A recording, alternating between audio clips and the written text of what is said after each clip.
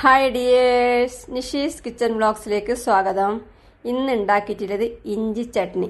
ഇത് ദോശേൻ്റെ കൂടെയും ഇഡലിൻ്റെ കൂടെയും റൈസിൻ്റെ കൂടെയും ഒക്കെ നല്ല കോമ്പിനേഷനാണ്, നല്ല ടേസ്റ്റാണ്. അപ്പോൾ ഇതെങ്ങനെ ഉണ്ടാക്കുന്ന നോക്കാം.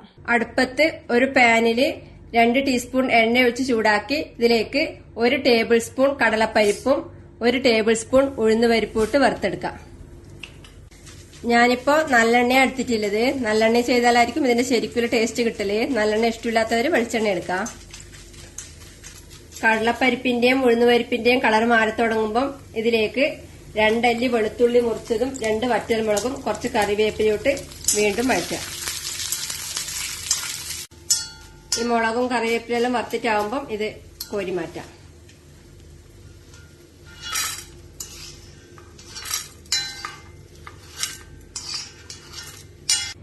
ഇനി ഇതേ എണ്ണയിലേക്ക് ഇഞ്ചി മുറിച്ചതിട്ട് വറുത്തെടുക്കണം.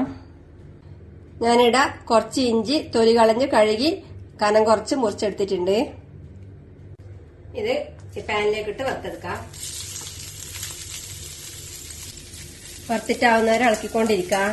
നേരത്തെ ഒഴിച്ച എണ്ണ ബാക്കിയുള്ളത് കുറവാണെങ്കിൽ കുറച്ചും കൂടെ എണ്ണ വേണം ഒഴിച്ചു കൊടുക്കാം. ഇപ്പോ ഇഞ്ചി വറുത്തിട്ടായിട്ടുണ്ട്. ഇതിന്റെ കളർ മാറി തുടങ്ങിയിട്ടുണ്ട്. ഇതിന് തീ ഓഫ് ചെയ്ത് നേരത്തെ വറുത്തെടുത്തതിന്റെ കൂടെ ഇട്ട് കൊടുക്കാം.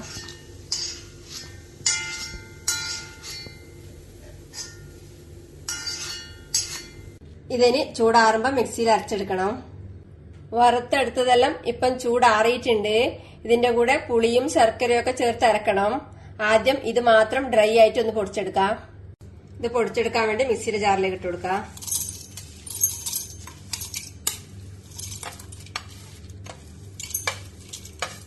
ഇനി പൊടിച്ചെടുക്കാം. പൊടിച്ചെടുത്തിട്ടുണ്ട്. ഇനി ഇതിലേക്ക് പുളി ചേർക്കണം. ഇത് ഒരു ചെറിയ ഉള്ള പുളി കുറച്ച് വെള്ളം ഒഴിച്ച് 10 മിനിറ്റ് കുതിർത്തതിന് ശേഷം പിഴിഞ്ഞെടുത്ത വെള്ളമാണ്. കുറച്ച് ചേർത്തിട്ട് പിന്നെ നോക്കിയിട്ട് ആവശ്യത്തിന് ചേർക്കാം.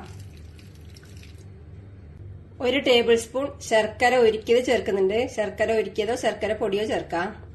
അതും മധുരത്തിന് നോക്കിയിട്ട് ആവശ്യത്തിന് ചേർക്കാം. ആവശ്യത്തിന് ഉപ്പും കൂടെ ചേർത്ത് എല്ലാം കൂടെ വീണ്ടും നന്നായി അരച്ചെടുക്കാം. ഇപ്പോ എല്ലാം കൂടെ നന്നായി അരച്ചെടുത്തിട്ടുണ്ട്. ഇതിനൊരു ബൗളിലേക്ക് മാറ്റാം. ഇത്ര കട്ടിക്കാന്ന് ഞാൻ അരച്ചെടുത്തിട്ടുള്ളത്. നിങ്ങൾക്ക് അത്ര കട്ടി വേണ്ട നോക്കിയിട്ട് ആവശ്യത്തിന് പുളിവെള്ളമോ ശർക്കര പാനോ ചേർത്തിട്ട് ഉണ്ടാക്കാം. ഇത് കുറച്ച് കട്ടിക്കാ വേണ്ടത്.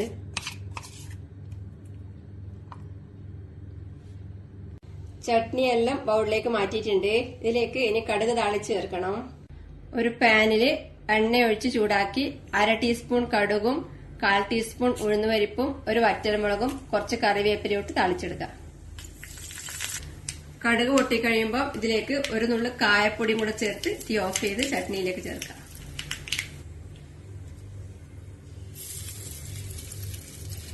നല്ല സൂപ്പർ ടേസ്റ്റിൽ ഇഞ്ചി ചട്നി റെഡിയാണ്.